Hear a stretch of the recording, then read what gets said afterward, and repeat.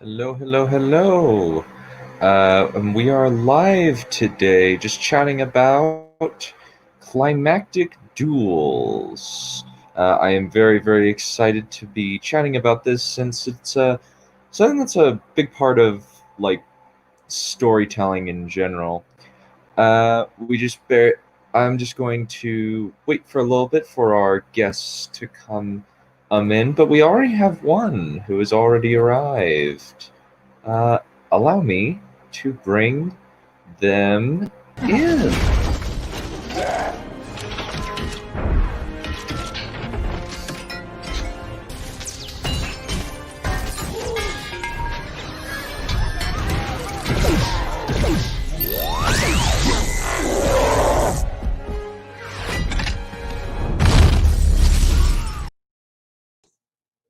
I was told that it was time to duel.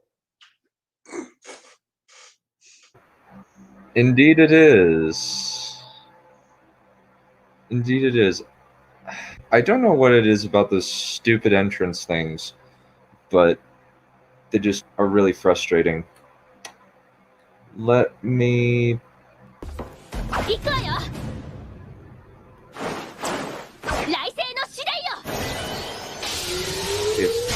Another guess?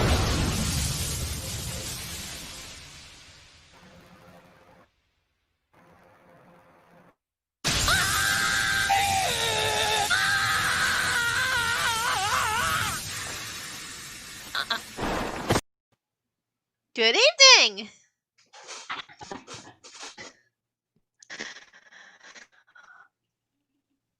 Okay, what are we supposed to be talking about again?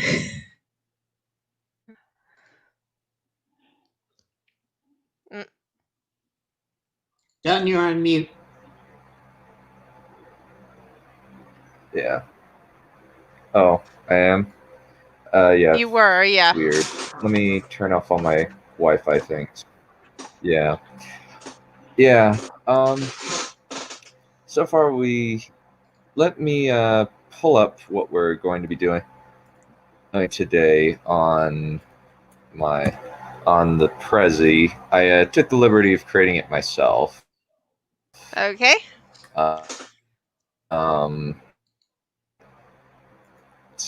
So it's not as detailed, but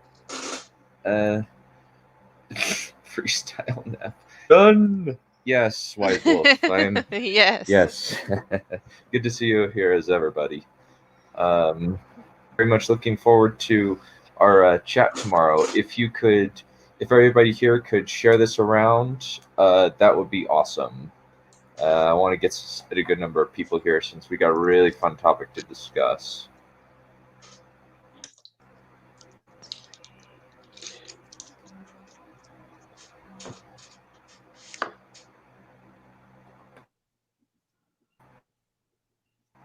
The presentation's going to be load since I don't know whether it's my sister's using the internet or whether it's because I'm in the basement. I don't know what the issue is. Yeah.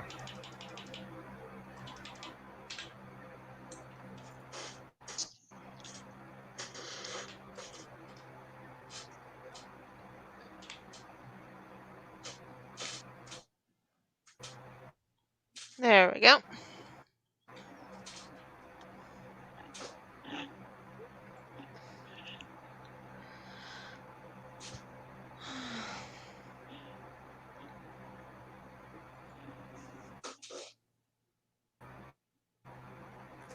So how's your day? How's this day been? Pretty good.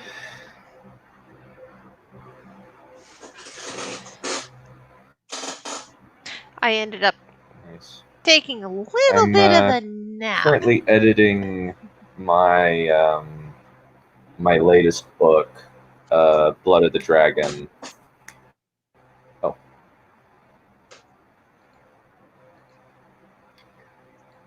Nice. I've just been editing Blood of the Dragon so I can release it this weekend. I've got the cover all figured out. I just need to figure out the editing. Mm-hmm.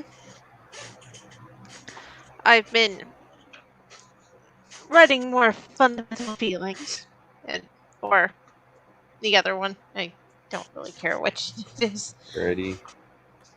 And I also finished Changeling, which I'm really happy about.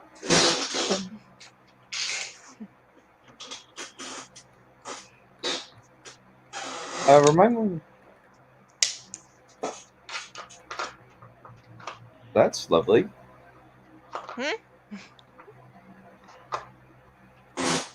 Something up?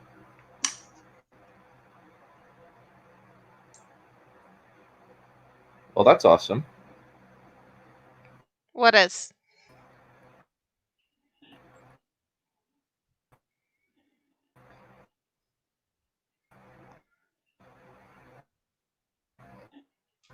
Oh, nothing. It's just my. I think it's just my stupid internet that's being dumb. Ah. Come on, baby.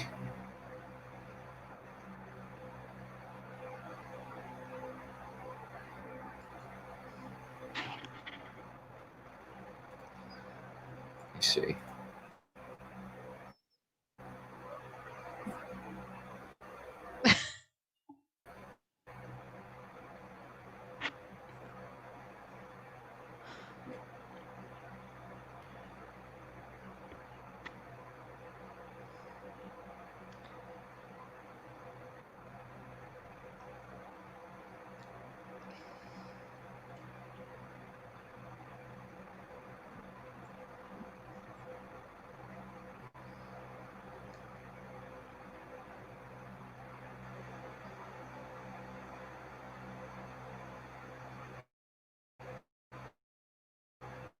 Okay.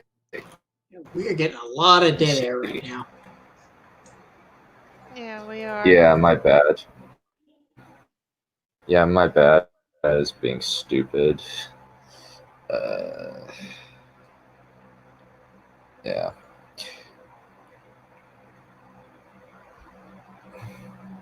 Alrighty. Should be coming up in a minute. So, yeah, I should be finished with editing Blood of the Dragon by tomorrow. I'm about halfway through my reread of it. So I should be able to finish editing it by this weekend.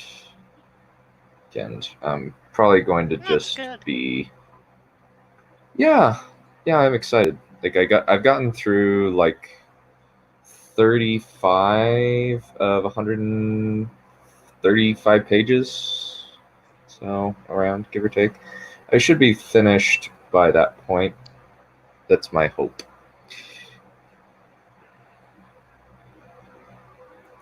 Let me see. Alrighty.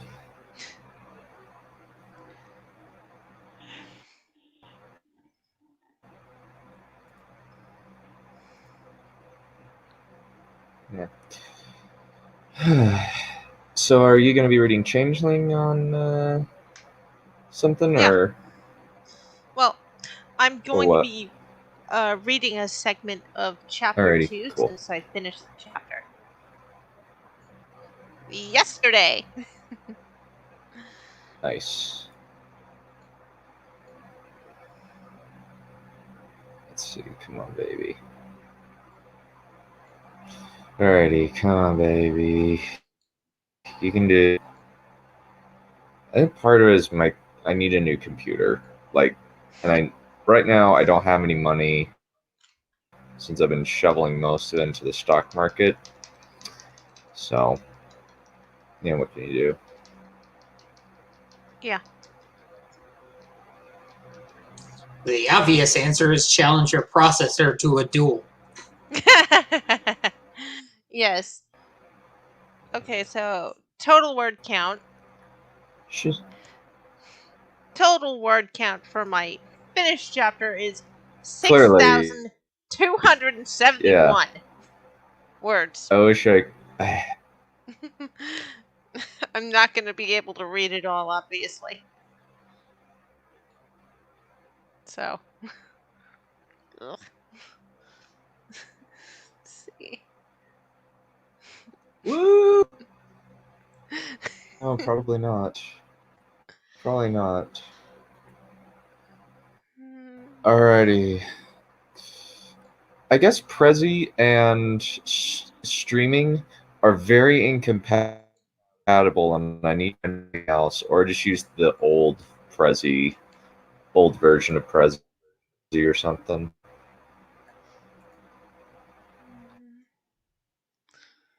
Or something? I mean, we could try screen sharing with someone else. Would that work? Maybe I just need to find a rep. Maybe.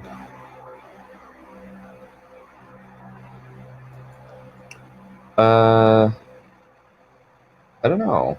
Maybe. Let me see. Right now it's just kind of loading and being stupid. I should have waited till I was all set up. Maybe that would have helped things. Perhaps. Yeah.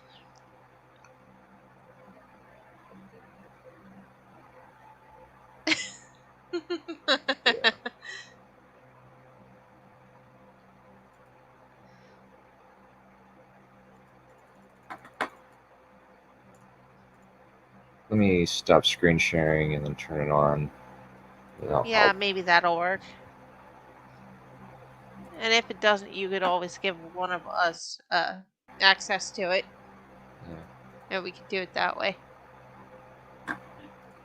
Probably me, Yeah, because I got that a would- stronger machine than all you Yeah. guys. Probably. Yeah, that's... Yeah, probably. Okay.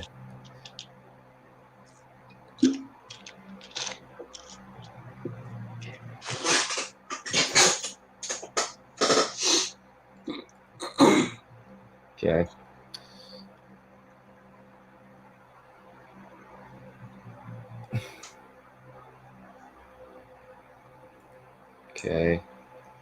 Come on, you son of a witch. I'll probably just trim a lot of this out or something. Probably be my best option.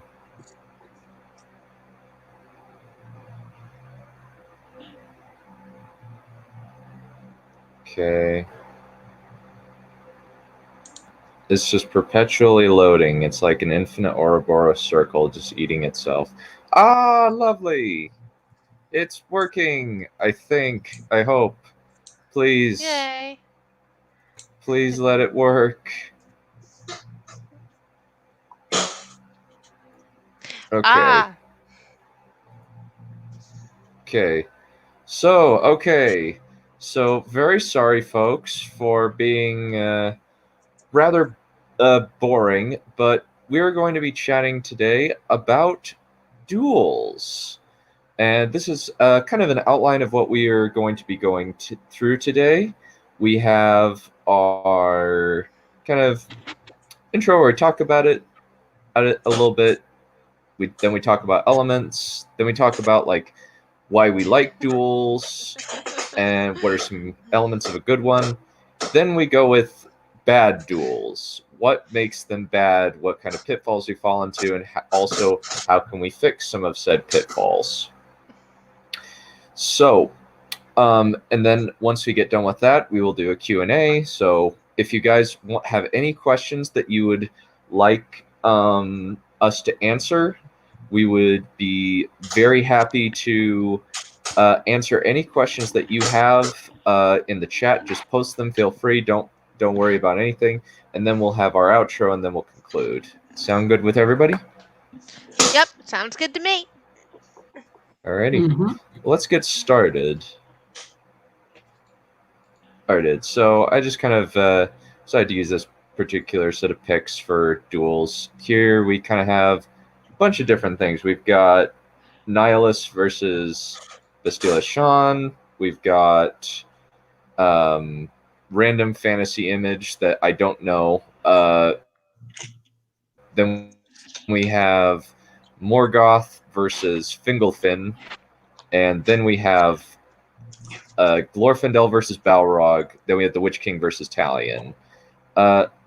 So kind of like, let's kind of set the stage. So basically just a duel that we're going to be considering. We are not going to be considering large scale conflicts this time around, since we did that last week.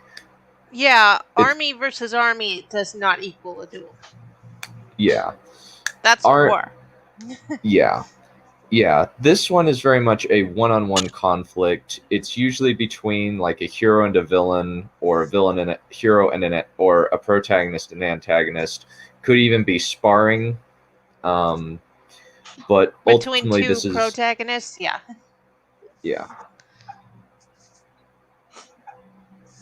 So, and usually it could even be monster v versus monster v man, or monster v monster in some cases. Like an example of monster v monster would be kaiju versus Jaeger in Pacific Rim. That's an example of monster v monster. Godzilla Avatar versus versus a bloodthirster in 40K. Yeah. Godzilla versus King Kong. Yeah, or Godzilla versus King Ghidorah. Yep. So, in terms of like, I think like those would kind of be the trappings of like a climactic duel. Usually, it happens like near the end. Sometimes it's between side characters. Most often, it's between main character and main character. Are there any other elements that y'all can think of in terms of like a climactic duel that you would like to kind of just bring up? Sometimes the stakes are pretty high. Like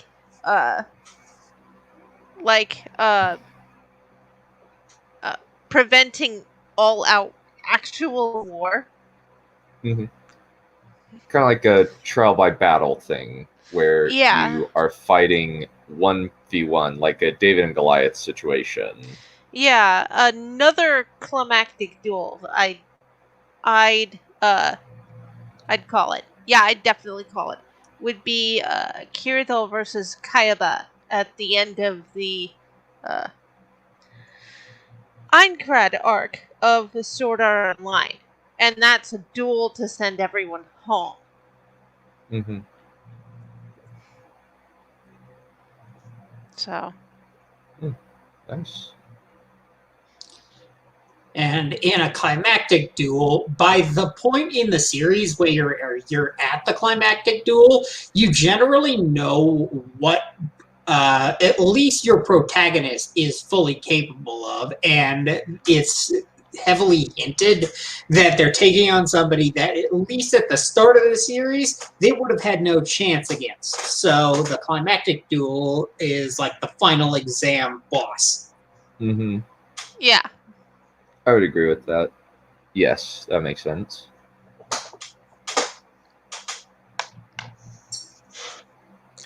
And usually, like, you have the element of this. It's all on the line. Time is running out. They have to, or like the chips are all down. There's no going back. Mm-hmm. Back is usually the biggest part of it. Yep.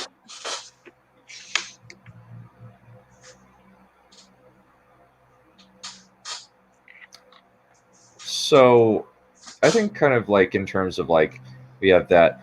What do we like about? Why do you think that duels are so like compelling? Do you think?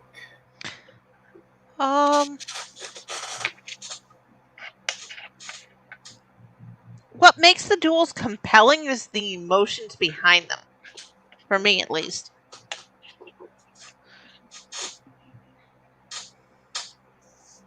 Mm-hmm. And getting to see who the better man is and what that means to each character. Yeah.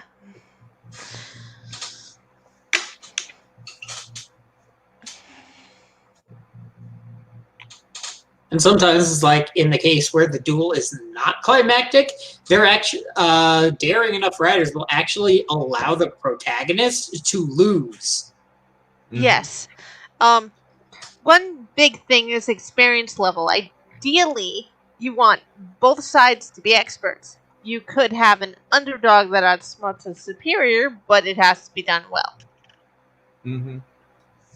Yeah, I like kind of like Daniel Green actually did a very good video about this, kind of where like he can kind of like assess like climactic duels. Like you can do like a duel where it's like expert v expert, and it's really interesting when that happens.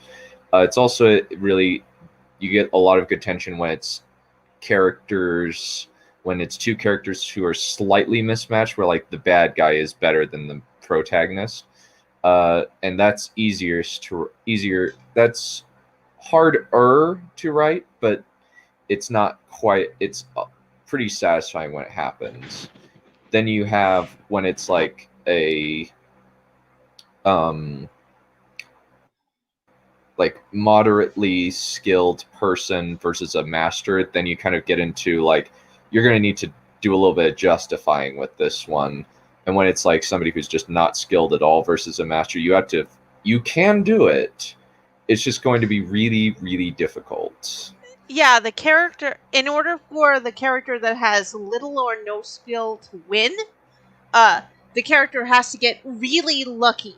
And you have to be very good at writing in order to make it not seem contrived.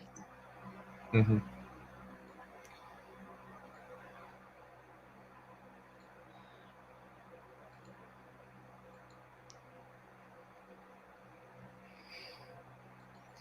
Yeah.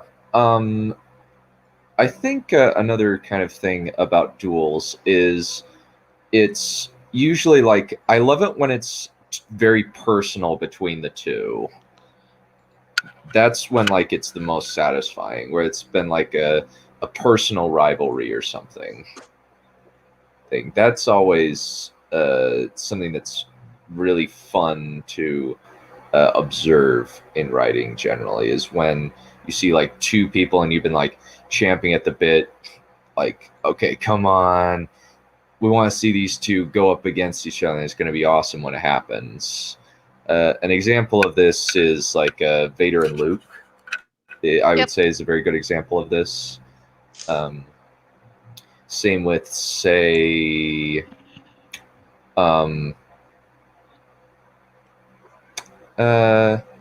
I think mainly Ash and like. Gary is the one that strikes me the most immediately. Would you What, kind of from explain? Pokemon? Yeah. Yeah. Would you kind of go into that in detail so that we know what you're talking, so that we have some context? Are you They- talking about the battle between Pikachu and Eevee? Because that's what immediately jumps to my mind when I think of the two of them. Not necessarily. I'm more thinking of like their rivalry in general, because ever since episode 1, it's been very clear that Gary outclassed Ash by enormous margins. And Ash's entire adventures going around, doing little stupid fetch quests and whatnot, and defeating Team Rocket for the umpteenth time, all that prepares him for, I think it was in the Johto League where he finally faced Gary one-on-one. It was the first and last time where they finally actually took each other on, because before that, they'd just been passing each other by, and Gary's just been so obviously that much more skilled than Ash that it's crazy. As well as I imagine being slightly cartoonish in his dickery. Yes. Yes, especially with the cheerleaders, that's a bit much. Yeah. And one early episode had him writing on a sign, Gary was here, Ash is a loser. That's how cartoonishly bad snobbish he is. So, yes, hence cartoonish dickery. Yeah, the funny thing is that right before the battle, the laughing and the grinning, that goes away, and they just go for it. And the idea is that Gary has grown too. Yeah. Okay. That's actually a really good idea. I think, actually, like, this may be bad, but, like, in Power Rangers Jungle Fury, the Red Ranger and the main protagonist main antagonist, Daishi, who is basically taken over the body of one of his, like, a dude who he respected, or at least like knew was used to be like kind of good person, and he's trying the whole time to get into this guy's head and trying to get him out, and then finally he manages to like win a fight with him, and they just have this like rivalry, very personal rivalry throughout, where they just want to beat each other. Admittedly, this is me pulling from Power Rangers, which is a really bad show. Oh Like, no! really Don't stupid. worry about it. Don't Jungle worry about it Fury. at all. It's a guilty pleasure for a lot of people. You are so young. I remember Darkonda. I remember Yes. Mighty Morphin Power Rangers, and I remember enjoying it. Yeah, Andros versus Darkonda. That was a pretty metal rivalry. Especially once you figured out more about their backstories. Yep. Because Power Rangers in Space was one of those series where they just threw up their hands and decided, you know what, the series is ending anyway, screw it. We're actually going to try this time. Yeah, and then they Yeah, did And more. then they ended up continuing anyway. Because I'm pretty sure there's still Power Rangers going on. Oh yes, For some and it's reason. gotten dumb. It's fluctuated. RPM was a high moment, but yeah, it's an exception to the rule anymore. Like, what is it? The ninja one, the newest ninja one. I've heard nothing but bad things about that. Yeah, Ninja like, Steel, I want to say. Ninja Whatever. Steel. Yeah, I've heard like okay things about like Dino, like the Dino Charge. That I'm only the that's only way I Dino Thunder. Oh, there are two dinos things. Two, Yeah. only two. Mm, Yeah, there are There's been two. so many dinosaur themed ones. It's crazy. Well, like the first one was yeah, Dino Yeah. Thunder, I think, was the first one. Technically, Well, Mighty Mighty Morphin was the first dinosaur themed one. Yeah, because that had quite a few dinosaurs in it, along with was it the mastodon or the mammoth? I don't remember which one. Mastodon, the Yeah. saber-toothed tiger, and the pterodactyl was later retconned by scientists as not a dinosaur anymore. So thanks. Well, so there were yeah, the power but- of dinosaurs and other things. But the pterosaurs lived at the same time as the dinosaurs, so you can kind of make that a technicality. But it was all prehistoric animals on the first one. Mhm. Yep. But it's like, I think another kind of, it's all based around, like, I think a lot of what makes a duel good is the build-up behind it. I think is what the point that we're making is, Yeah, because we have... Oh, That's go for what it. we're saying. Yeah, because when you have, like, just a duel that doesn't have, like, personal build-up, it's just like, oh, okay, I guess that was kind of cool. Action Like- for action's sake is boring. Yeah. Yeah, there needs to be some kind of, like, character reason. Yeah. And, like, it sometimes, like, when it's, like, something just, like it's... I think in Wheel of Time book 14, there's a set of really cool duels throughout that book. But specifically in the last battle, which is a chapter in the book that's like, I don't know, like over 100, like somewhere like 300, like 200 pages or something. Wow. Yeah, it's a short story in and of itself. Let me find the ending. Let me find where it ends. Okay, so it goes from page 617 to page 806. So it's over 100 pages long. Good God! Wow. Yeah, and it is awesome. Yeah, it is one of the this could be just like its own short story book. But I love the last battle, and you see a lot of like really neat stuff happening in the book. But in the last battle, you see three people go up against this bad guy, and I'm not going to spoil what and where, but in the end, but each one, like because like he beats them pretty badly, each in succession. It's really satisfying when the third one goes up against him. And I won't say what. I won't give details because I would like you guys to experience the Wheel of Time. I highly recommend it. It's long and it has like lots of interesting stuff in it, but it's well worth the commitment. And if you just like, what else are you really going to do considering the status we're in? Yeah, Nick Brown's got a good one. I think a good duel is when two characters you really like are coming into conflict and you know that they will fight eventually, but you don't want to see those characters get hurt or die. But Mhm. like the main character versus main character's ally. Mhm. Yeah, like the Yeah. hero and the lancer have it coming to blows because Yugi versus Joey tends to be everybody's go-to example. Yeah.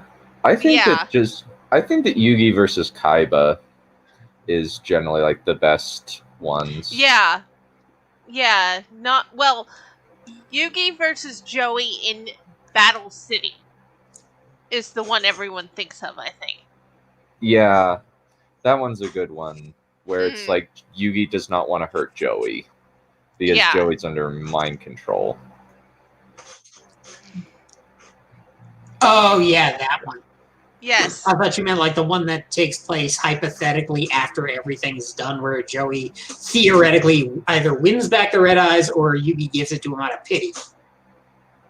And it's Why like didn't they show that stupid duel? I want. I know. It's like Now, who thinks Yugi would have actually lost that one? No way. He had all three Egyptian god cards. I was like, no way. and No. he yeah, he probably would have given Joey the red eyes back anyway after the tournament ended. Yeah. Because there's We nothing we in the rules that says you have to keep the cards afterward. yeah. Also, there's the thing of he gets it back. He uses it in the next arc. Yeah. Alright, Calcos. Yeah. Like, I think that, yeah, that arc was like the worst, I think. Yeah. Yeah, that was a waste of everyone's time. The virtual world arcs actually added more characterization and developed backstories that we wouldn't have otherwise known, and definitely did further the plot for all the time they wasted, or Calcos actually did damage to the lore. Because I it made think the Millennium World arc and the final duel between Yugi and the Pharaoh even more pointless. I think what they were trying to do and failed to do was they were trying to give more character focus to the Pharaoh.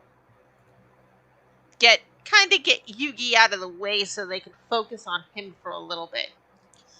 Mhm. But you can't really do that because they're two halves of The same whole. they're treated as two halves of the same person. So if you put Yugi on a bus for an arc, you Yeah. kind of have only half a character to work with. On top of the fact that the entire point of the Millennium World arc and the final duel was that the Pharaoh never dueled without Yugi. Yeah, And exactly. then Orichalcos happened and just completely set that idea on fire. Even the characters like to pretend that that arc wasn't canon. Yeah. Yeah, that's Yeah. true. Like, it would have been cool, like, if they they've recently come out with legendary dragon cards, and they suck. Those cards are the most contrived, idiotic nonsense I have ever seen in Yu-Gi-Oh! And I have seen some stupid stuff in Yu-Gi-Oh! The only way those things work, and it turns out I was actually right about this, you do need to basically have an extra deck that's basically 2 feet thick in order to have every single combination of every single card that they could fuse into. Yeah. It's like, It's implied that they can fuse into anything, but it's also implied that they can't. That was the whole Tamias and Yeah. Poison Butterfly fusion that broke down and didn't work in that one duel. Because there is no fusion of Tamias and Poison Butterfly. But there's a fusion of Tamias and everything else Yugi attempts, so why not? Yeah. It's so contrived. Yeah, I have Tamias is basically just a, like, Dark Magician support card. yeah. That's all it is. More of a the Dark Magician dragons girl support themselves card. are the dragons it's like- themselves are kind of cool, but you Well, it can't says actually use them. well. So in the as they've kind of come up with cards, basically, like, how it works with Eye of Timaeus is basically you can use it to fusion. You can use a Dark Magician on your field to fusion summon any Dark Magician fusion monster. Okay, that's cool. So you could hypothetically summon Dark Paladin without Buster Blader. No, Or, are you talking about Tamias?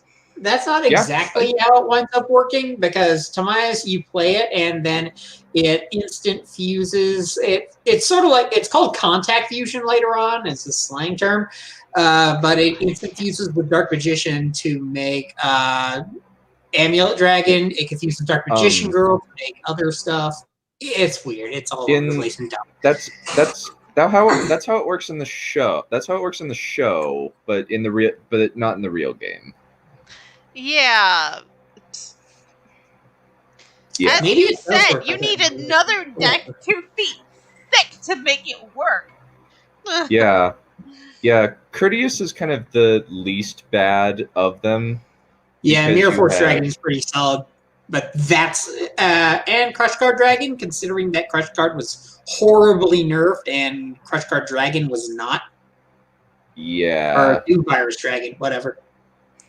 And it has the best scene from the anime. Summoning Doom Virus Dragon is where Kaiba uses the phrase, "I have just transcended common sense."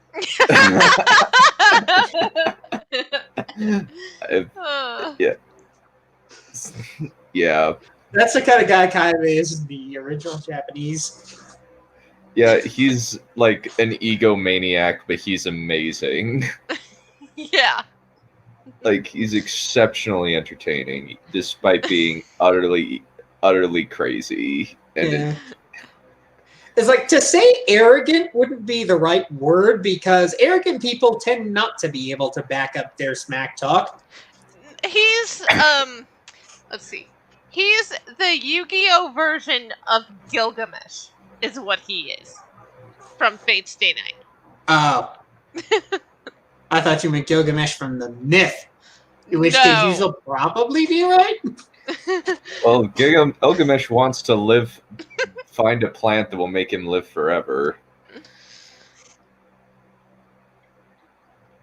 Or something like that. I don't know. Yeah, as well. It varies. It's either he wants to bring his friend Enkidu back, or he wants to live forever so that he never has to suffer the indignity of death like his friend Enkidu did.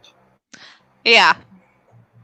Yeah, I thought there was also an element that he was getting the leaf or antidote or whatever to also help Uruk. Yeah, there's a bunch. let's kind of get into the nitty-gritty. What can go wrong? And I used this Game of Thrones one very, very specifically. Oh, which episode is this from? This was a hypothetical of season 8, episode 3, the episode that turned the audience against the show. Oh dear. Oh, that was the long winter night or whatever. Night. Yeah, Long the long night. Yeah. So this battle was they even made a joke in the table read, which is on the Last Watch documentary, which you can find for free on YouTube. It's an hour and a half of the crew complaining about how dumb David Benioff and DB Weiss are at their time management skills. And like they say, like, the Night King turns to face Jon. Will this be an epic battle? No. Instead, he threw dots at the dragon, except without anything fun happening.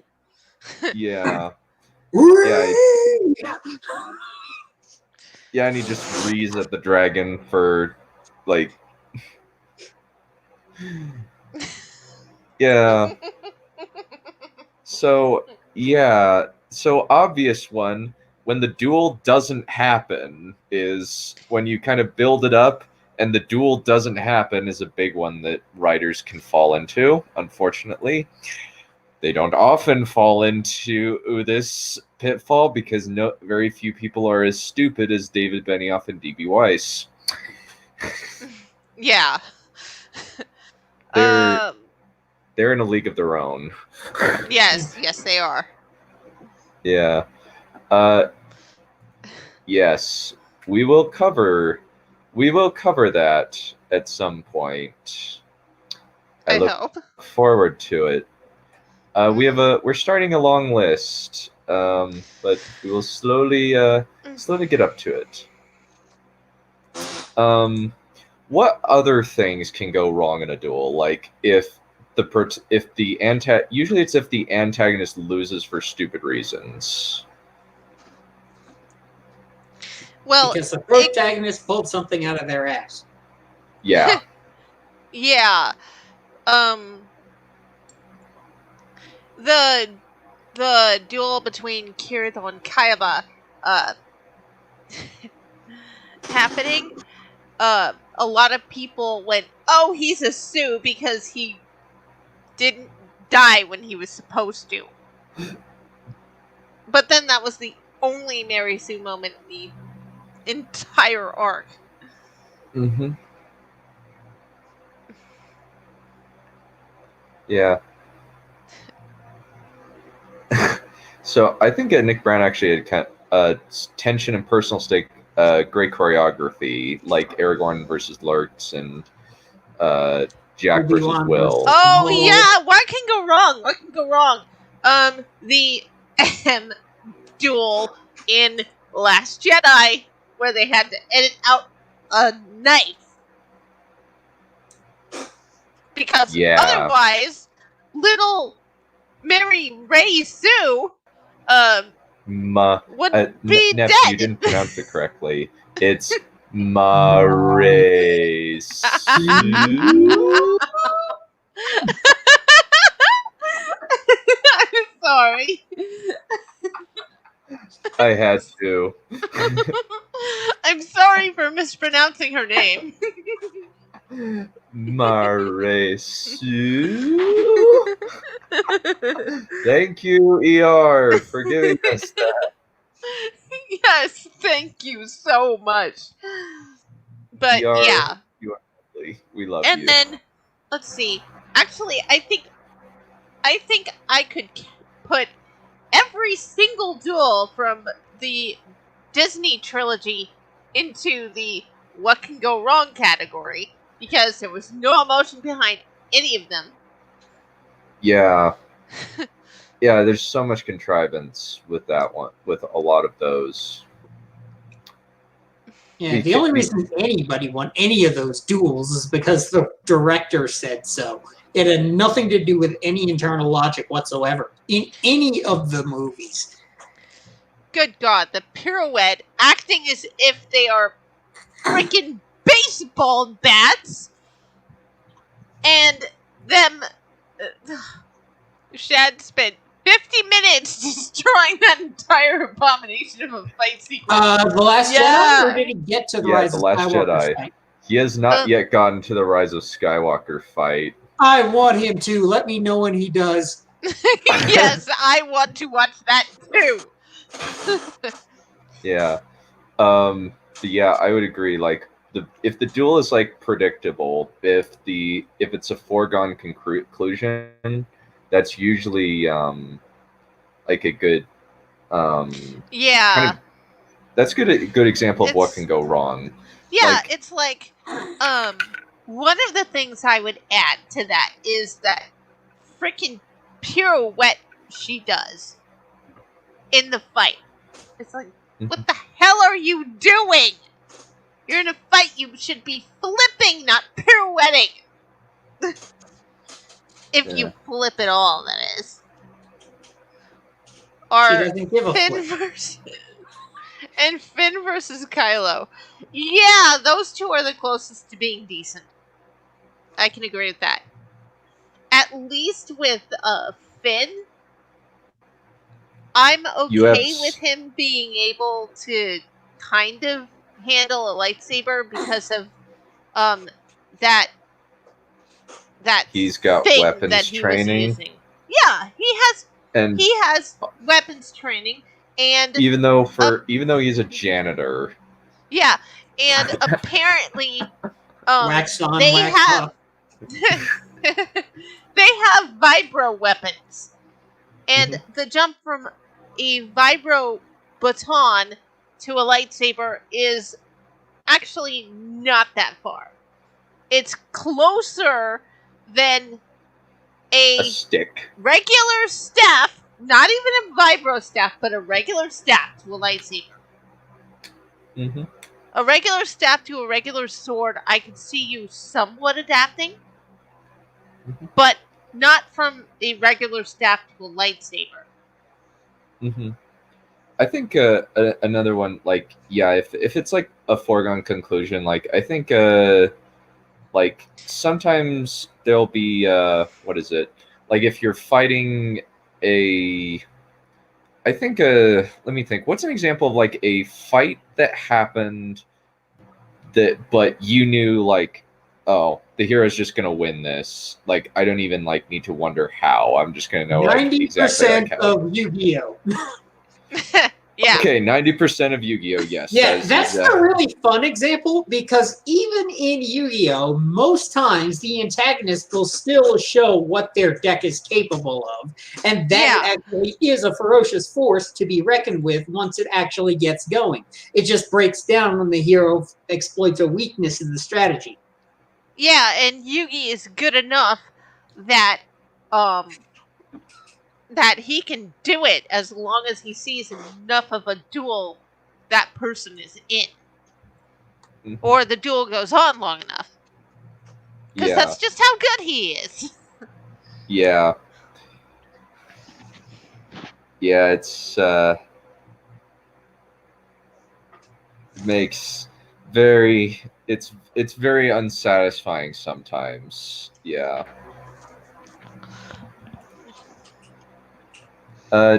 Zimzilla actually had a good point. Yeah. Even a duel with a foregone conclusion isn't totally bad. Looking at Finn versus Kylo, I don't think anyone thought he'd win, but seeing Finn fight for his life and get a lucky hit in was satisfying. I think it's when I think it's like that's like I think that's a good point. Like when it's a foregone conclusion that the hero will lose, I think that's actually a better thing than if like it's a foregone conclusion that the hero will win. Yeah, and I really do think that Rey should have lost the first duel, and maybe even the second duel she had with him. That way, when she wins in the last movie, it feels satisfying. Yeah. But it doesn't feel satisfying because we know that Kylo Ren is not a threat to her. And then when they they kill Snoke, we're like, well, there's no chance that the heroes are going to lose now. Yeah, Especially since they're no. going to respawn in the third movie, just like the Dothraki respawned in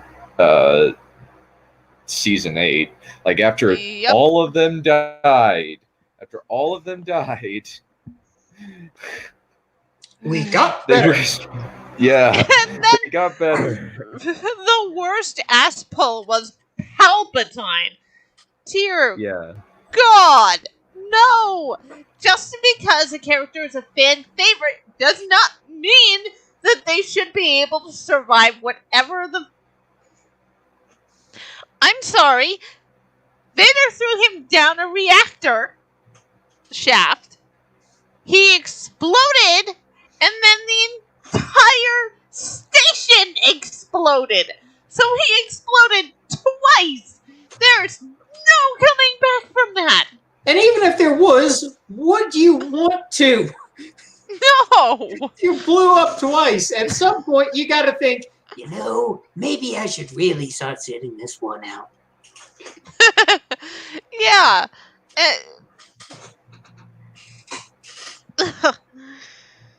And the way they brought him back just to kill him again, that was Peak idiot. And to contradict themselves immediately on it. It's like, if you kill me, I will possess you. Rey kills him, and Rey does not get possessed. And even And in the the whole, movie I theater, am I all, was like, what? and the whole, I am all the Sith, I am all the Jedi. Oh my God. Ugh. I actually thought she was going to say, I am Iron Man. That's probably what they were ripping off. That was probably one of the reshoots. Oh, good Lord. Yeah, no, they. Ugh.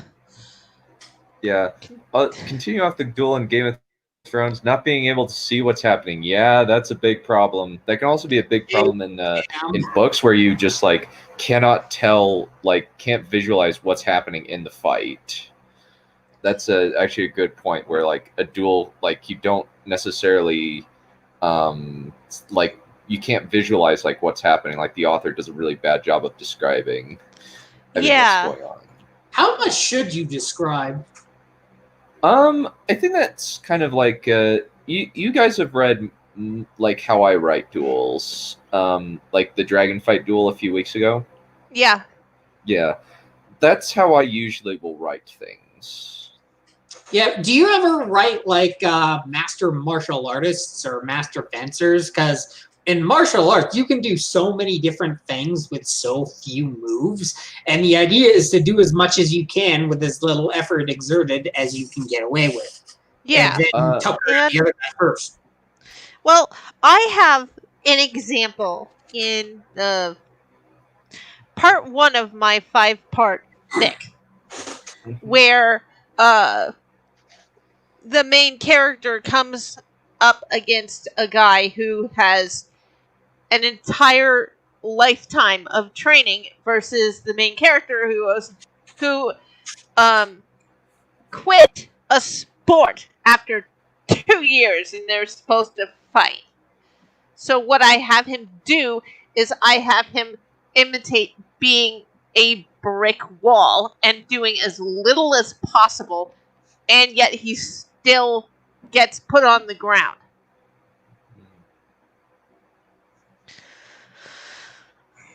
That's a good idea.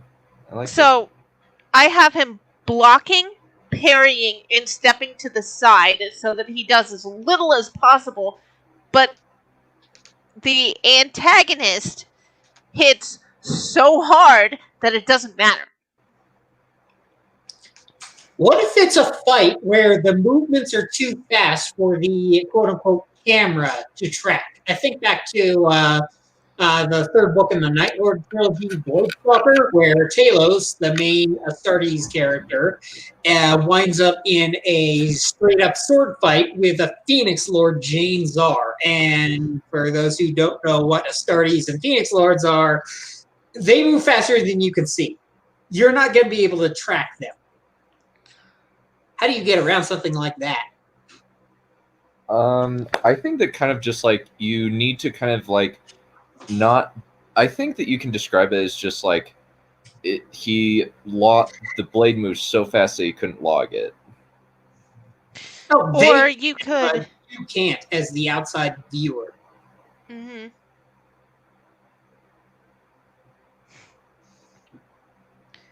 Maybe like he didn't see the sword move until it was at his neck. Yeah, or something like that. Or you could get around it the way they did in Dragon Ball Z, where you're not actually seeing what's going on, you're following the energy the person gives off.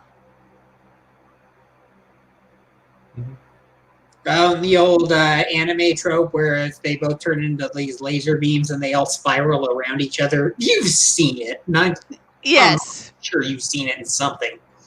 Yes, that's what I'm Kinda like- talking about. Kind of like this.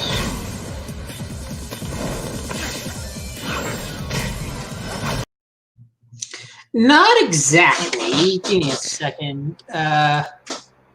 Well, my example would be um I th- which one?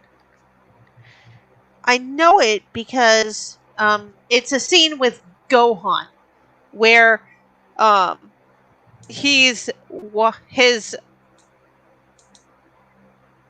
where he I can't describe it. It's God. It's the I want to say the fight with the Ginyu Force, but I'm not sure. Give me a sec. I'll find one. Okay. I'll timestamp it for you. I think there's probably a few. Like I know that like in like GI Joe Sigma 6, where like sometimes Snake Eyes and Storm Shadow are just like blurs of movement. Yeah. Blurs of movement, not being able to track it. Yeah. They're actually like a good example of like good duels. Like even in bad GI Joe stuff, Snake Eyes and Storm Shadow are pretty much like perfect. You can't like get that. Like just so long as you write them as the characters, you pretty much can't lose. Okay, found it. That's what I'm talking about. I dropped it in the private chat. Okay. Maybe we'll watch that kind of at the end. Okay. Okay. Since Keep it I for don't want to reference, like stick a pin in it. yeah, maybe let me get open another tab and maybe show that. Okay.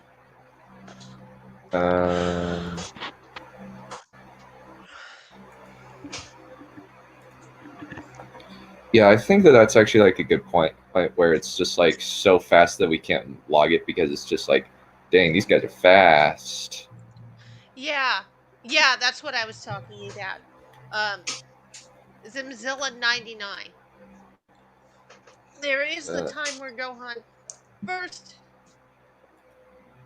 learns how to observe these types of fights when Yamcha fights the Cybermen, and they go from just lines to them actually fighting.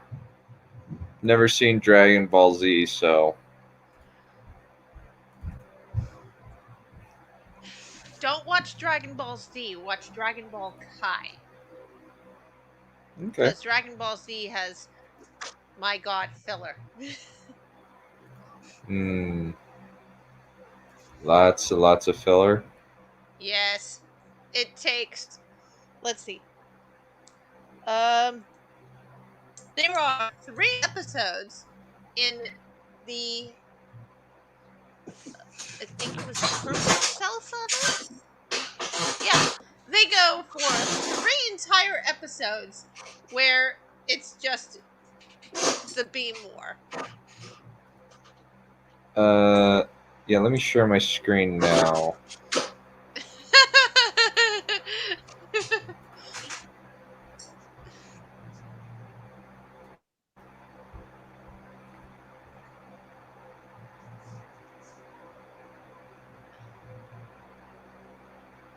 And the episode's even called Duel.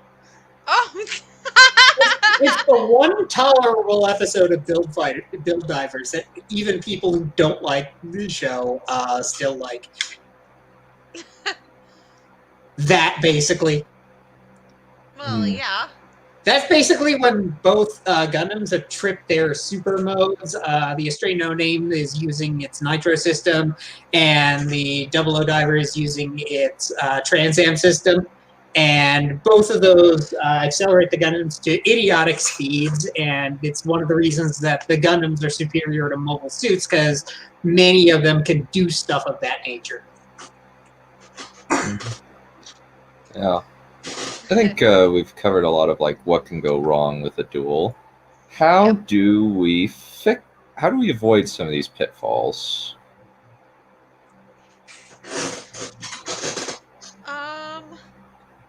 I think part of it is like having clearly defined stakes and clearly defined characters are the biggest parts of it. Clearly defined abilities. And if you have a character that has no training at all, don't make them win. Make them lose. Especially Unless like if this is the first time they picked up the sword or whatever weapon they're using. Or if you have to have them get out of the situation, have somebody else of higher skill come in. Yeah, like, if Luke had come in in the Force Awakens, yes, that would have been great. The fight between Rey and Kylo Ren would have been one of the perfect places to insert Luke, and then Luke would win because he's the one who taught Kylo Ren. And even though he's old, he's still better. Yeah. And then... you don't even need Luke. In that fight, a fissure winds up splitting them apart anyway. How about when they're locked up, instead of Rey downloading more Force abilities and some crap like that, how about have the fissure divide the two combatants and have just basically the look of Circular Base getting blown up and tearing the planet apart, save Rey out in the nick of time. Mm-hmm. Or, have her lose a freaking limb. Yeah, but violence against women is bad. Yeah, plus Daisy Ridley's too lazy to use prosthetics. You don't even need a prosthetic. Just put little dots on her arm. She's too lazy for dots. I don't care if she... At this point, I'm just so fed up with her that I don't care if she... I wouldn't have cared if she'd only lost a fingertip. Yeah. Or she could be like Nebula from the MCU, where Nebula is still like normally like body sized, and yet there's robot parts implied to be underneath that. Could have done something like that. Yeah. Where it's like, yeah, but we can't have nice things, can't we? No, we really can't.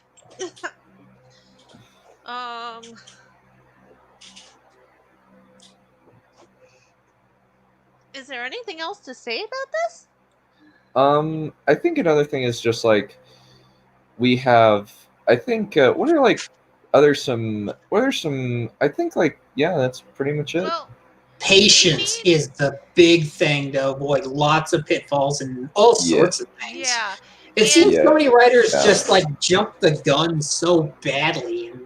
And, it's like if the fight that Rey and Kylo wound up having was their last fight instead of their first one.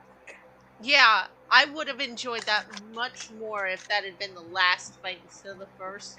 Also, you need to understand the limits of what your technology can do, because otherwise you get lightsabers not doing what we've seen them do in every single other movie until the Disney movies. Where she doesn't like Game of Thrones Kylo's head with her lightsaber. Yeah, the Disney movies really nerfed them. really badly. It's like they can't cut anything anymore instead of lopping limbs So of robots. Finn should have been down for the count. He should have been dead. He should have been in half. Yes. He should have been cut in half. Rey should have lost at least her hand, if not a couple of fingers. Or at the I think you bring up a good point. Finn should have had his spine permanently severed. Yes. Like there's no way to have fixed that. Like nope. Yeah, and it just seemed like he got like a flesh wound. It was like, okay, what is it? Oh yeah, Monty Python and the Holy Grail, the Black Knight. It's a flesh wound. Only worse, because at least the Black Knight lost limbs. Yes, at least. It's so... And it's like, lightsabers are not going to leave bleeding wounds.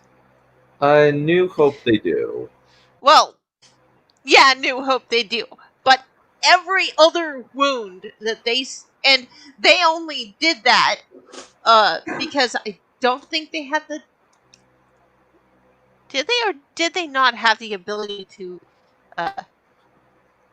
Well, a long stab won't leave a bleeding wound because the lightsaber's in contact with the flesh long enough to cauterize it. But the reason that it's like Obi-Wan lops off an alien's arm and then it bleeds is because the lightsaber wasn't in contact with the flesh long enough to cauterize the wound.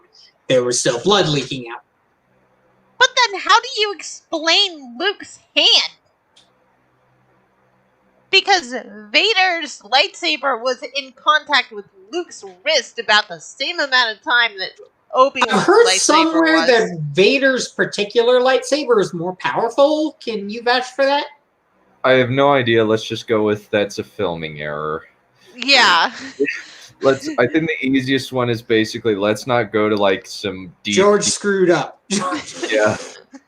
George made a mistake in that particular sense. It's totally fine. Doesn't affect the story. It's just a weird... No, it doesn't. It's a weird... It's a weird inconsistency that does not break the lore, and it certainly doesn't break the story or the movie.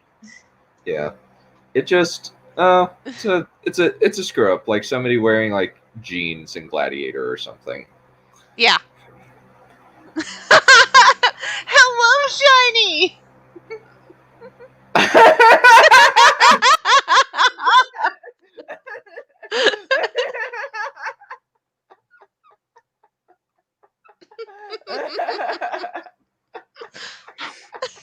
What you smell is a lightsaber cauterizing a wound. Oh my goodness, that's funny. Yeah, we're talking about duels. Of course, we would end up bringing up Star Wars some. Yeah, I love the smell of Luke sausage in the morning. Luke sausage. What kind of sausage? Are you talking about the former kind of metaphorical sausage? Or are you talking about the other kind of metaphorical sausage?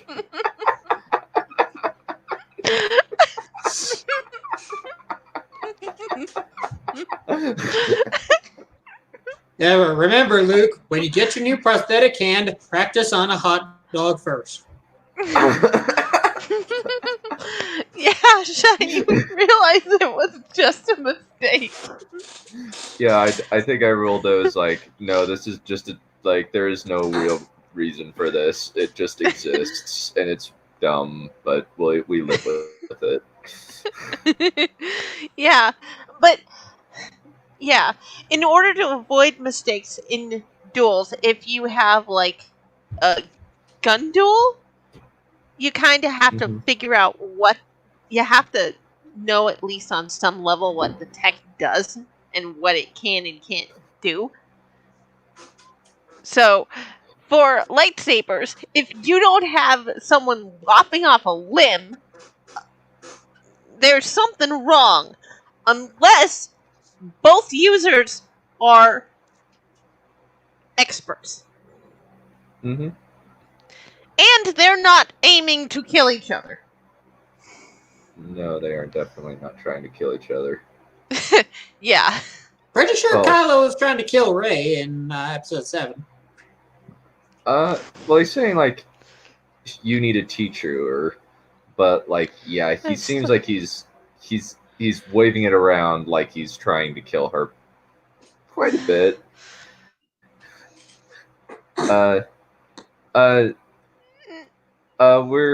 We're actually talking about the bleeding in episode 1. Yeah. And we're just kind of talking about, like, where duels kind of don't work.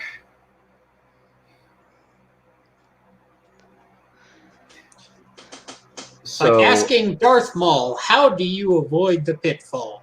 Don't get cut in half. Exactly. Yep. Yeah. Yeah, I think a good example is like a gun duel. Like, I think it's very hard to do like gun duels quite as well as something like John Wick. Because John Wick is pretty much the premier amazing gun duel. Not to But it's mention, usually like, one of the better gun duels in fiction and the first Matrix movie. Also with Keanu Reeves, incidentally. Keanu! Yes, Shiny, that was what we were talking Yeah. about. Yeah, by yeah, sorry. Yeah, sorry, Shiny. Should have been New Hope. Yes. And with a gun duel, if we're just talking about conceptual ammo, then you can have blood spurt everywhere. But if we're talking about Trek style phasers or Star Wars style blasters, then you have to adhere to the lore of what those weapons can do. And for a blaster, I'm pretty sure those also cauterize the wounds they create. Yeah. So having, and especially with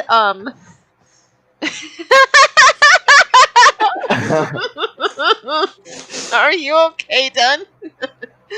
So I am immune to. Shiny has tried to kill me before and it has not worked. especially in the situation where Chewie shoots Kylo with his bowcaster, Which is like metal coated in plasma. And Yeah. how did that knock him into the same hole that Han fell into? Yeah. And how did that? And why is he bleeding from it? Because that's still a blaster bolt. Yeah, they don't. It's like, what is the science behind a blaster bolt? Is it just like charged plasma that goes through you? Yeah. Or is it like the plasma is like surrounding a casing or what? It's I don't know that. Yeah. But I'm pretty sure it's plasma. Yeah. And I'm pretty sure lightsaber blades are also made of plasma. Yeah, 40K averts this by going into extreme detail on how every weapon works. Yep. Except some of like the weirder Dark Eldar ones, because those are basically magic. Yeah. Another thing that I actually thought of was do not use Deus Ex Machinas in duels unless you very carefully turn them into not Deus Ex Machinas. Yeah. I elaborate on that. Well, like, basically, a Deus Ex Machina is like a god in a machine, where, Yes. Where the god descends from the rafters to tell everybody watching the play that this is how it really is. And or even like, no, No, Nick Brown. Leia was not bleeding in Return of the Jedi. Yeah.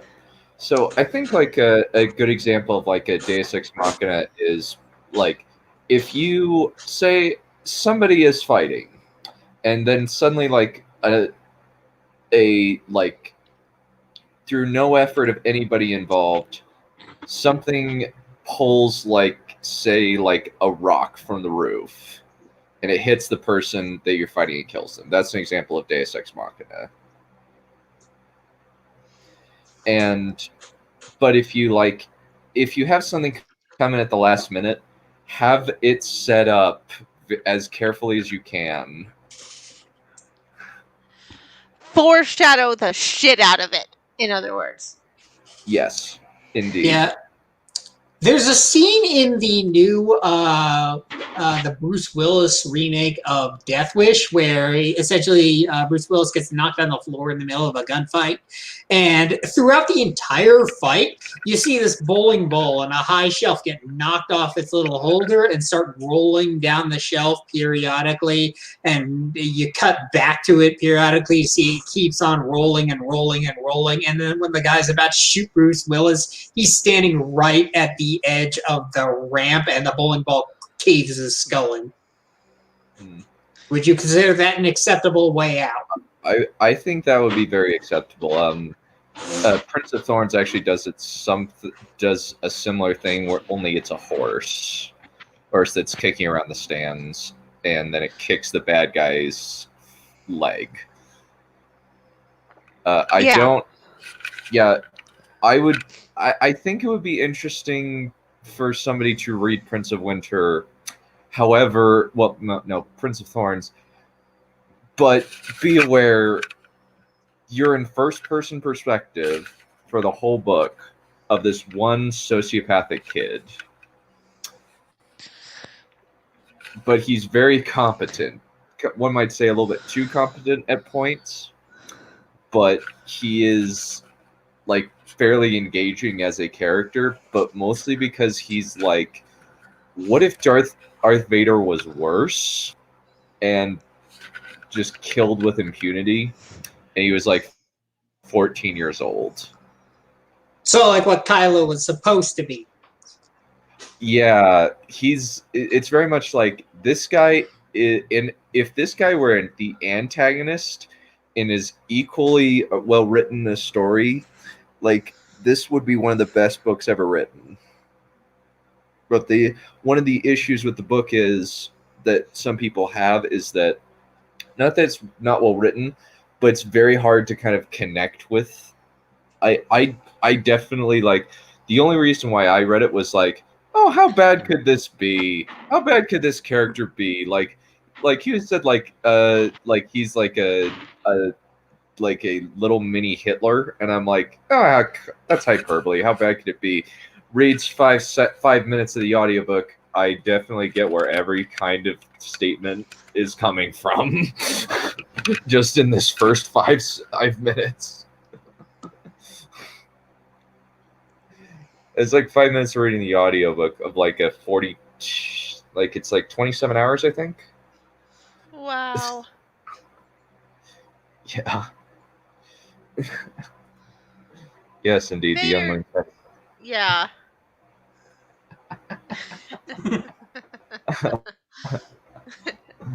Yeah. But yeah, I think like we've talked a lot about. Are there any other ideas that y'all have, like in regards to kind of avoiding some of the pitfalls? I think that we've kind of covered it quite extensively. Yeah, I think we finished with the topic. Mm-hmm. So now we can kind of kind of now that we've talked about it, we can also now get to your guys' section of the video for the next 15 minutes. Feel free to just Q&A us. We are at the chat's disposal for the next 15 to 20 minutes. Go for it. Mm-hmm.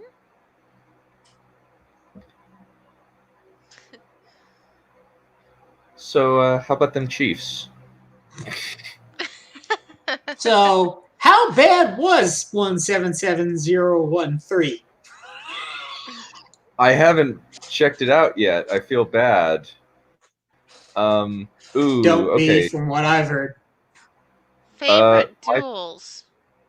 I'd say that my favorites are either I'm a big fan of Lurtz versus Aragorn, as well as Eowyn versus Witch King in Lord of the Rings.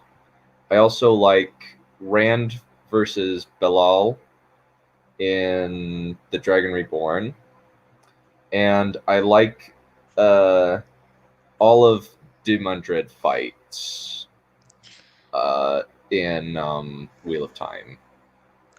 My favorite lightsaber duel has to be let's see. The one between Anakin and Obi-Wan. Mustafar, I was going to point that Yes. out too. Yes. Favorite sword fights. Favorite sword fights and favorite lightsaber duel. I really Define sword fight. like. Well, it's a sword.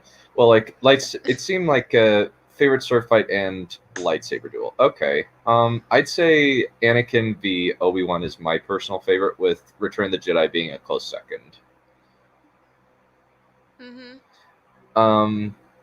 I'd say, as well as, and Demundred's fights would be some of the best sword fighting duels I've ever seen. I also love all of Dalinar's fights in Oathbringer. Please read the Stormlight Archive, people. It's excellent. Oathbringer is my personal favorite. There is a bit of like filler here and there. Actually, kind of a lot here and there. Yeah. But yeah, I love that book. Like the flashback scenes are like the best part of that book. Zimzilla, this one. This is a great question. Monster v Monster. Define monster. Yes, define what a if it's like- monster is, because a monster can be a human just as easily as it can be something like a dragon.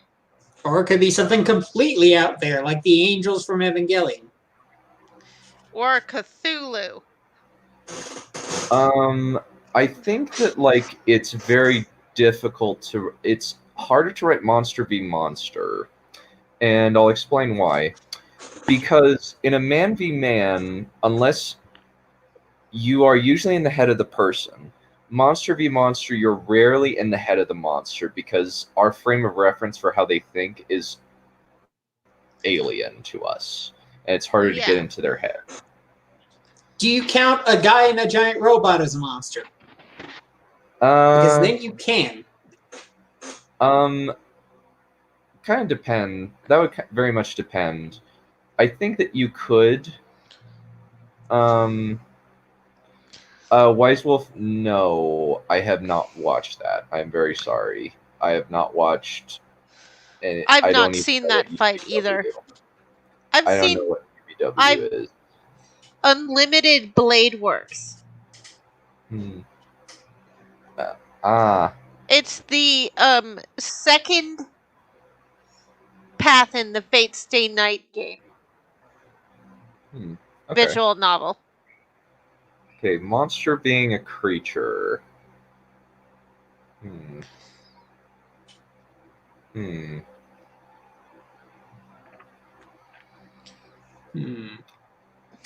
I think if it's like monster v human, it's easier.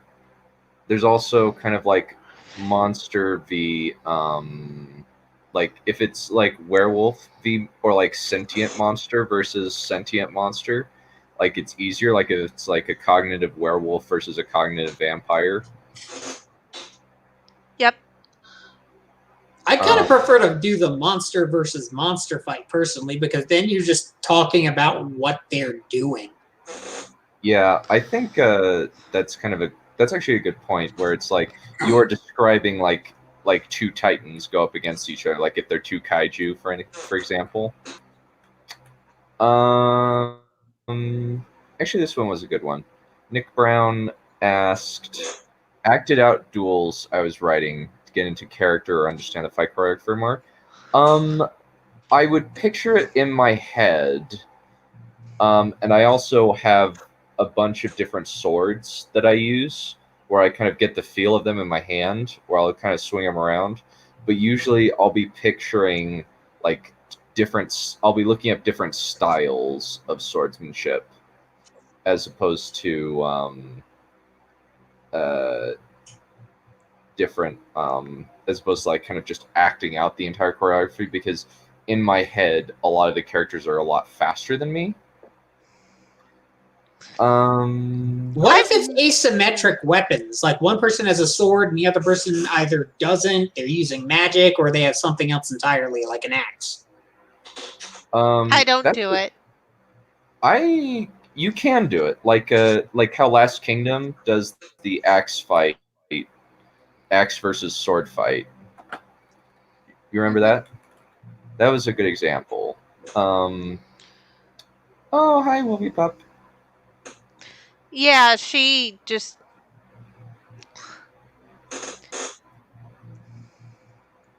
She started talking to me. I have no time to talk to her because I'm on stream. So I just gave her the link. Yeah. Nice. Good question right here. Include magic. Okay, so That might be a discussion for another time, because isn't the next one about magic systems? Yeah, it is. Yeah, it is. But I think like I can answer like a little tidbit right now. I think it will kind of depends to whether or not. I think Brandon Sanderson actually puts it the best, where your ability to resolve problems with magic is directly proportional to how well the audience understands magic. So, if you have a like magic happen, either have the magic be throughout, like if you're in a magic location, have the magic location be either an obstacle or a help to both people. If it's a if both are using magic weapons, keep the magic weapons consistent throughout in terms of their power levels. Yeah, let's see. Fire Emblem does it pretty well. The only magical weapons you have are the books of different elements. You have wind, fire, and thunder magic. And then you have tires of it. So, let's see. Thoron is the highest for thunder magic. Oh, and you also have dark magic too. But the only people who can use the dark magic are sorcerers and dark mages.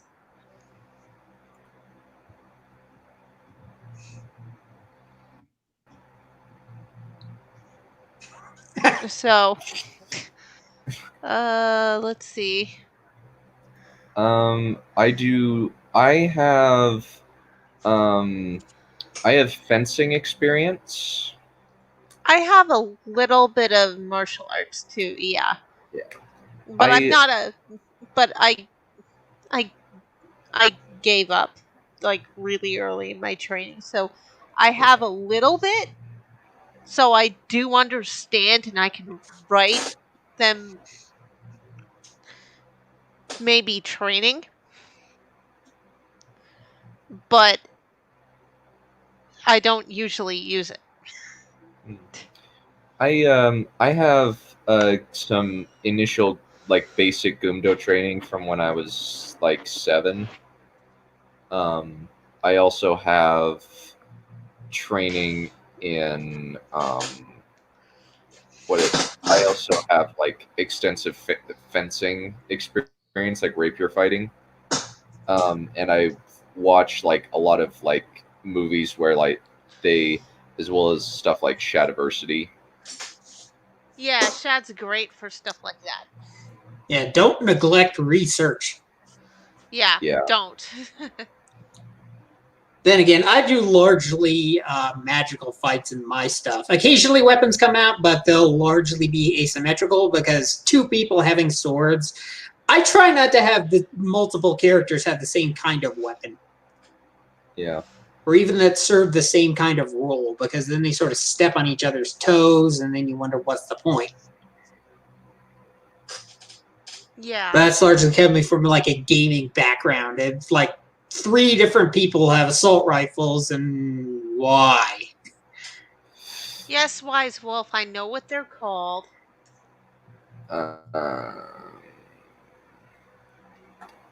Intense. Define intense. I would I say, would like, say, in terms of this stakes, in terms of intense, I would say Demon Dread's duels in Memory of Light are the most intense because we see him mow through people, both with magic and with sword. His incredible swordsmanship skills. So that's the most intense duels that I've seen. I have yet to see the raid. That might top it, but I still need to watch it. Do you consider it a duel if the numbers aren't exactly 1-on-1? Actually, I would say that another very intense one was Kaladin Stormblessed versus Zeth at the end of Words of Radiance. I'd say that that was a very intense fight. And actually, a good example of like a group fight is actually also in Words of Radiance, where spoilers for Words of Radiance, where 4 guys are against 3 guys. I think that's a good example of like a duel. That's something. Well, let's see. For me, It's kind of oddball, but Diabolico versus the Lightspeed Rescue Rangers in his last actual fight against them. I still remember the Lightspeed Solar Zord coming down and it being awesome. Because it actually made sense because of Diabolico's magic system and the technology that finally brought him down. Because Diabolico had the star power. It's some kind of space magic that had something that it's implied had something to do with sunlight. And the Lightspeed Solar Zord is covered in solar panels. So fireworks happen. Well, I'd say the most emotional duel for me was the duel between Vader and Luke in Jedi. My favorite might be Obi-Wan versus Anakin, but the most intense is definitely Luke versus Vader. I think most emotional for me in terms of like build up. Where I was dreading the outcome, I would definitely say Kaladin and Amaram at the end of Oathbringer was a very intense one.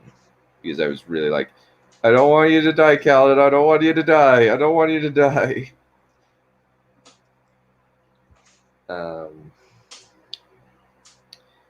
Again, read Stormlight Archive. It's fantastic.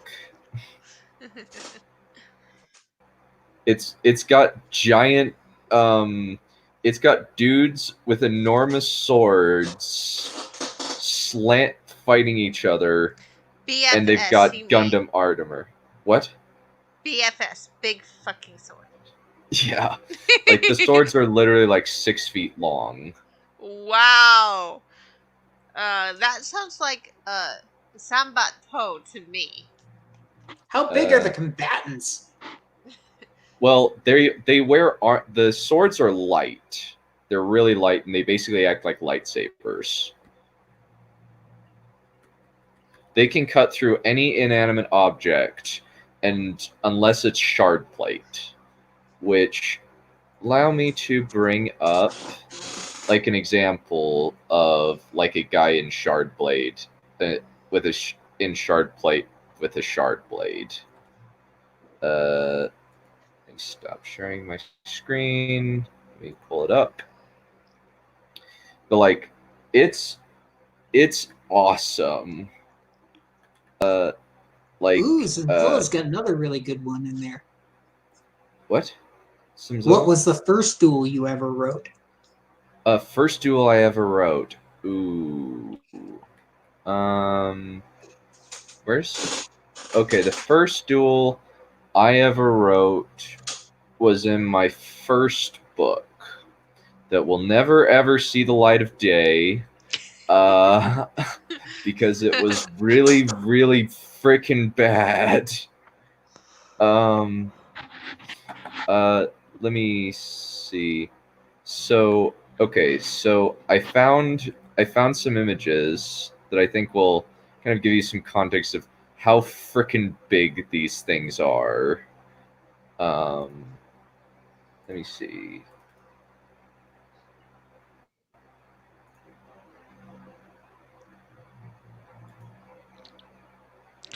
Oh wow. Yeah.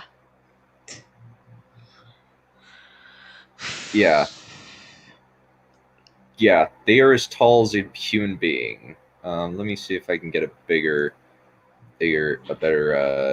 like, example, like within those. The first duel I ever wrote. It's kind of just like a just weird magic duel. It kind of just doesn't work very well now, but it works okay, but it's not like one of my best, I would have to say. Of course it's not. It was your first. You've improved since then, I would think. Yeah, at least I hope I have.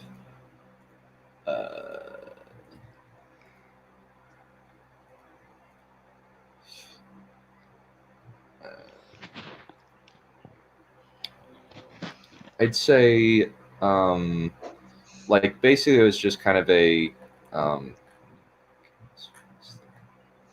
see.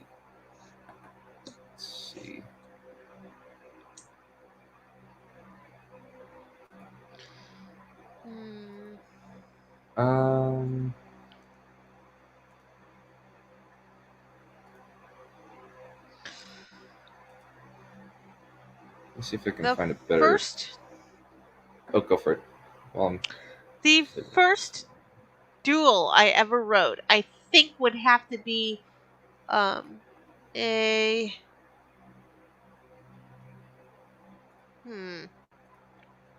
it would have to be for the Fire Emblem writing that I did first.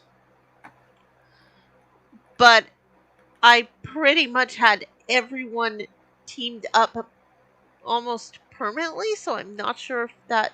No. I know exactly which one it was. So, the first duel I ever wrote was actually the duel between Crom and Marth from Fire Emblem Awakening when I wrote my novelization of the game.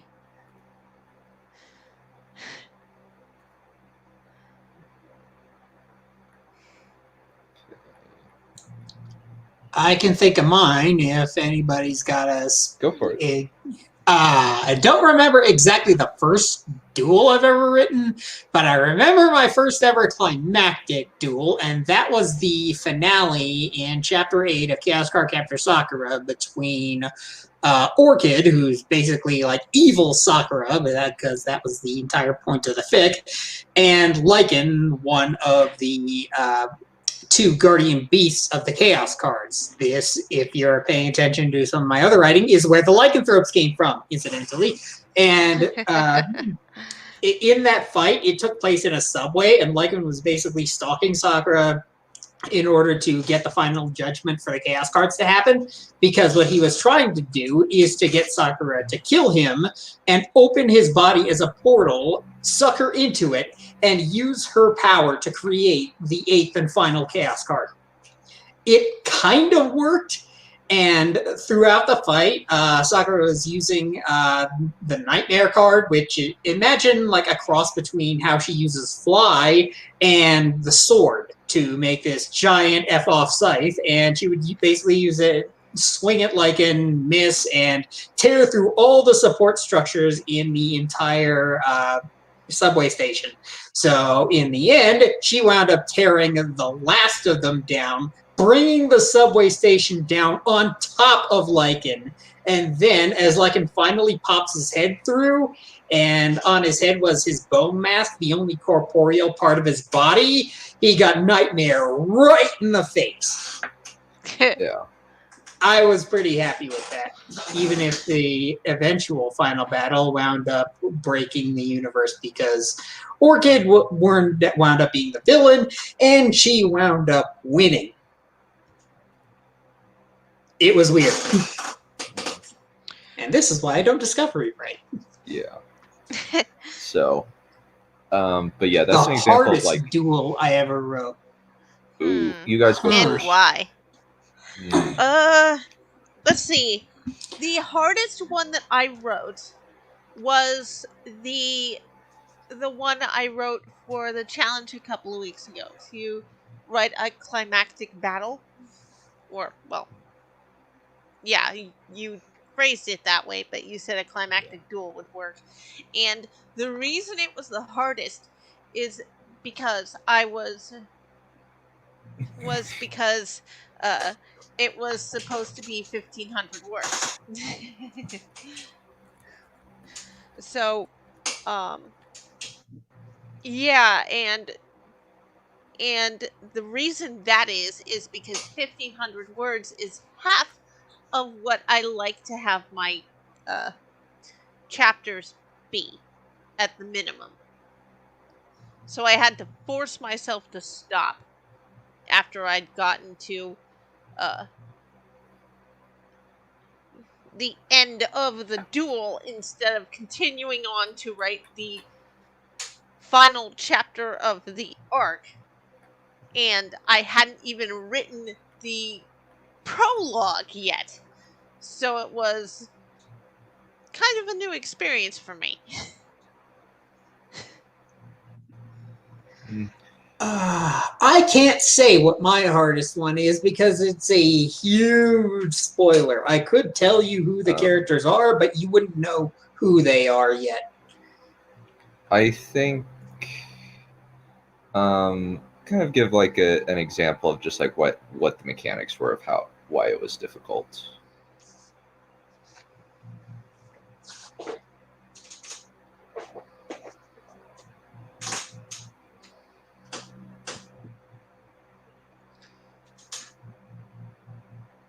Let's just give us an example of like some of the mechanics of why it was difficult.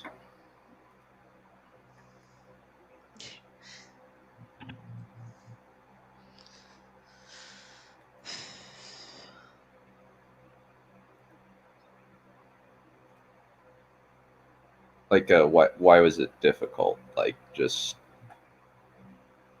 hello? Yeah. Okay.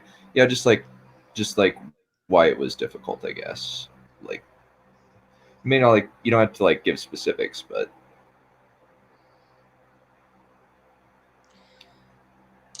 Well, if it's not specific, in my particular example, it's because it's a multi-fight. It's multiple individuals versus one far, far, far, far more powerful being. And because of that, you have to basically bounce around between all the different characters. And because this is science and sorcery, the characters don't entirely trust each other. So as a writer, you have to keep your eye on every single one of them, and the perspective winds up bouncing back and forth like a tennis ball in a centrifuge.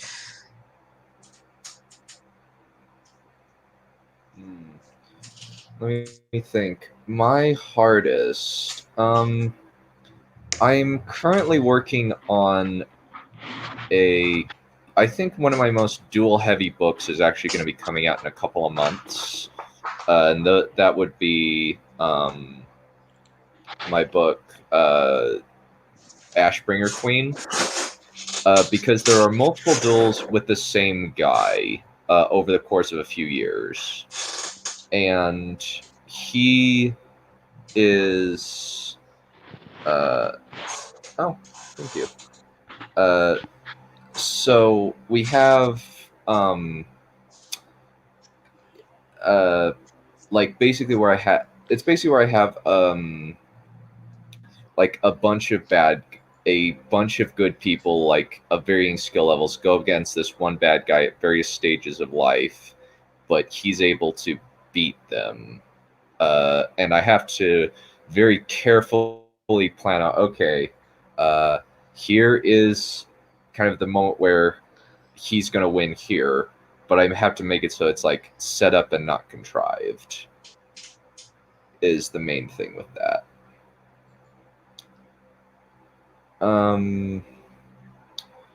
I think that's the hardest one. I think that one of the things about like how I write is like it's very easy for me to write action because that's usually what I plan my story around. Mm-hmm. And I'll be able to like picture that's what I picture usually when I'm like going in like walking back and forth. I think one rather hard thing was the uh I think kind of an eldritch creature duel on a ship. That was kind of one of my hardest things to write because it was kind of like it wasn't like I had to kind of write outside of like my usual oeuvre, which or usual genre, and kind of try and write horror related, where because it's like this creature is mind controlling a bunch of people, and this guy has to basically fight a bunch of zombies. So That sounds like something I would write. yeah, I did some interesting stuff with it. I believe I haven't finished much of Rule of Madness, but I'm going to come back to it at some point because it was a really interesting idea. I have pretty much the whole story outlined. I just need to write it.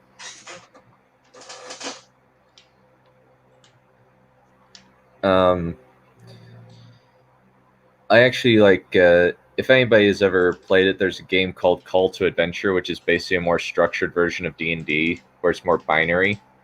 And I got the idea for this book by playing a game with a bunch of other guys.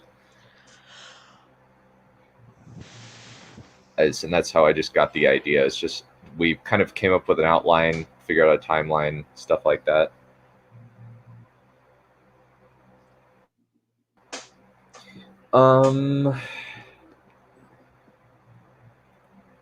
Yeah, that can kind of sometimes be difficult. Usually, if you have like a duel that shifts between character perspectives, it's a good idea to kind of have like the bad guy feeling triumphant and kind of like quickly shifting back and forth between the people as opposed to like long stretches. That's usually the best way to write like duels that shift between character perspectives. Mm-hmm.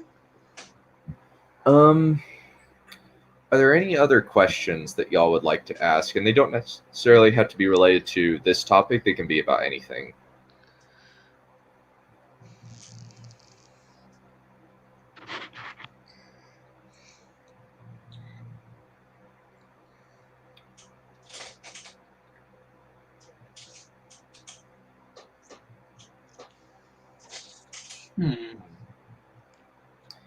Say we got like 11 more minutes. Let's just say like we have once we hit the 2 hour mark, we'll have to hard cut Fade to Black. Yeah, or something. Yeah. Unless y'all have no further questions, I'll give it like a minute or two for y'all to come up with some if you have any. But if that's it. I will actually start closing things out. Thank you very much to my guests for coming on and chatting with me about this. You had a lot of great insights, and I really liked hearing your thoughts on stuff. Oh, I enjoy these chats. hmm Yeah, I do too. Um, kind of just to sum up like some of the stuff that we've talked about in terms of duels, we have um, ooh, so I'll sum up. Basically, do not use Deus. Please don't use Deus Ex Machinas in duels. They are very Yes, annoying. please. Do not ever use Deus Ex Machinas in duels. Also, uh, don't take all the tension out of the situation. mhm, Because if you take the tension out, then that means that people are relaxing, and uh, it means that your characters are not in any danger if you do that. yeah. Be patient. That's one of the Mhm, most important yeah. things I thought I was able to say in Yeah. this. Is that don't rush it. If it's okay for to take multiple fights between the two characters and just have them come back later and finish the fight. Don't just rush it and have your character win instantly. hmm Yeah. Yeah, that's a Take your big no-no. time. Yeah, take your time. Don't have abrupt and sudden power creeps or power jumps. Those are No, don't do annoying. that. Those are horrible. And Yeah. Creeps can let's be fun if everybody creeps, but if only one side creeps, Yeah. then yeah, Yeah. make sure both sides are growing in between the fights. yeah. Like actually a good example of this is Bakugan, where like usually when like one side evolves, the other will be evolving alongside it or get new better Bakugan. Yeah. And let's see. Um, this last question I think is a fun one to close out on. Like, what is your least favorite duels that other people might think are really good? That's All of hard the to duels answer. from Disney.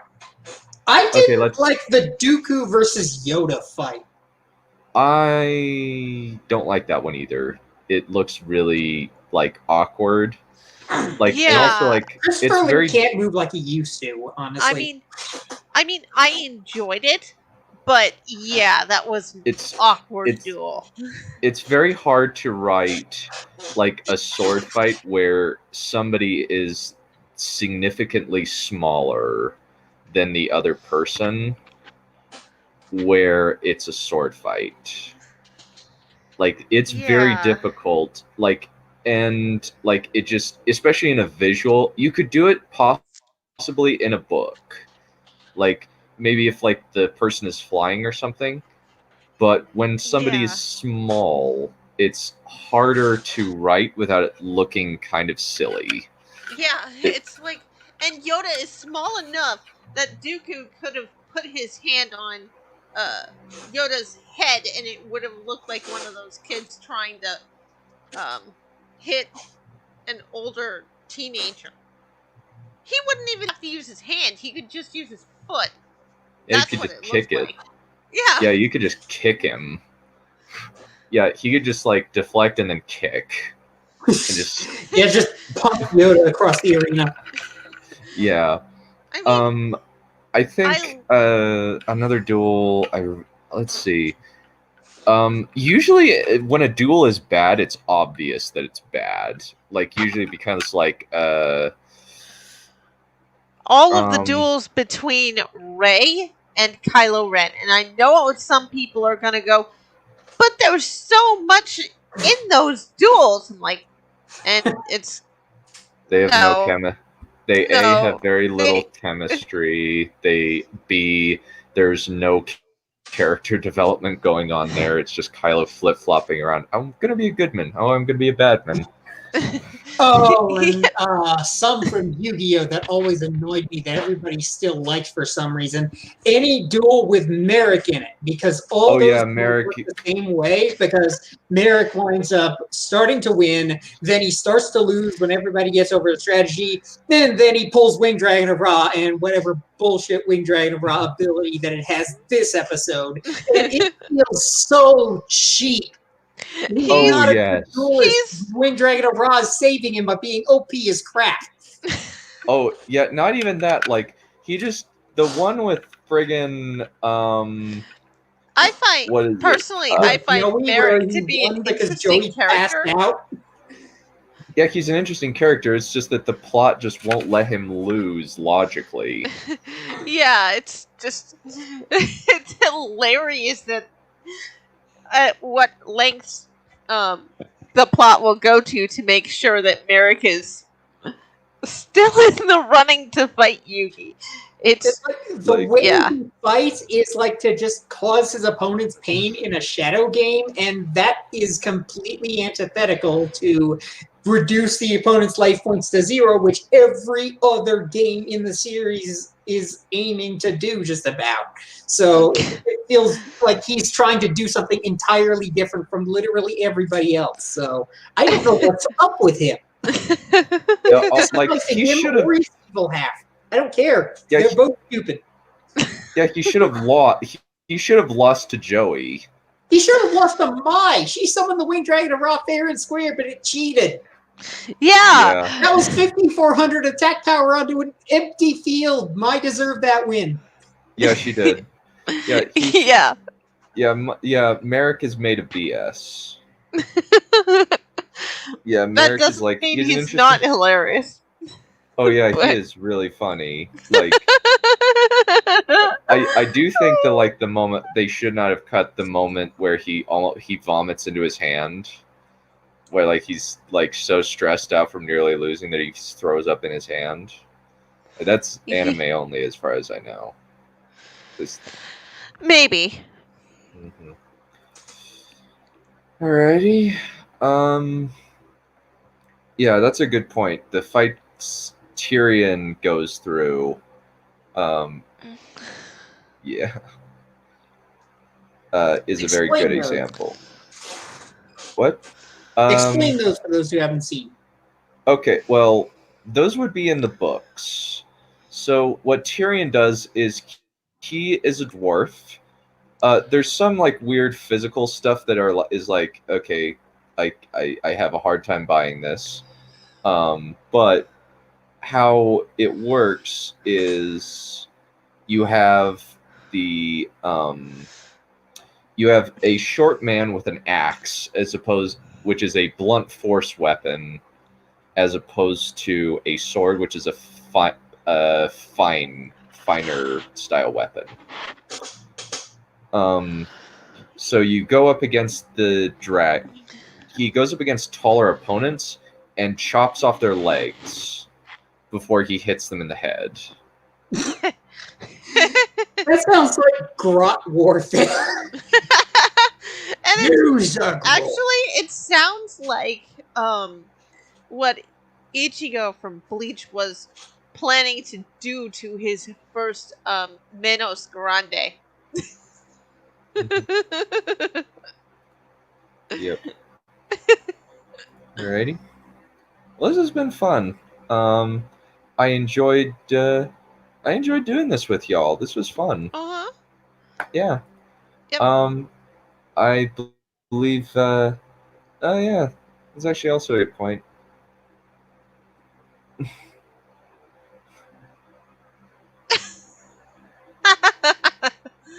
No joke. He actually Oh. does that. No, I'm not laughing at the absurdity. It's just when you're small, there are a lot of options that are open to you that aren't open to other people. Mm-hmm. So, puncturing a horse and crippling the rider is perfectly fine. Yep. Alrighty.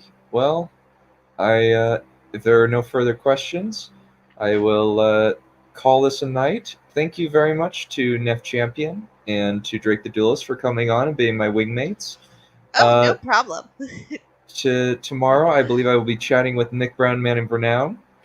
And then on Saturday, we'll be having our Writer Showcase. Currently, Nick Brown, Writing Sheeb, and Neff, and possibly Brent Discord have gone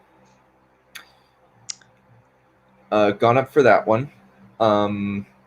And hopefully we'll see some more, or people sign up for that. But currently those are the people in the line right now. If anybody else wants to sign up, please contact me. I will be happy to put you on the slab. We have one more spot open.